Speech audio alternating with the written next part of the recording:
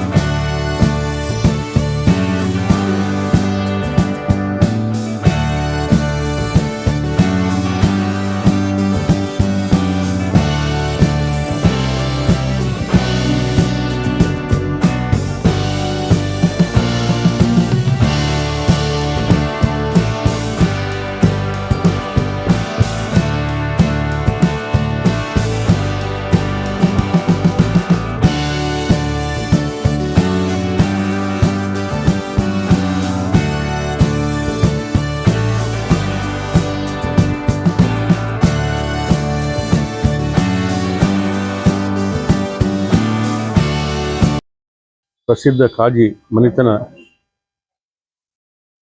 ಆದಂಥ ಕಾಜಿ ಸಾಬ್ ಅವರ ಮಗಳು ಡಾಕ್ಟರ್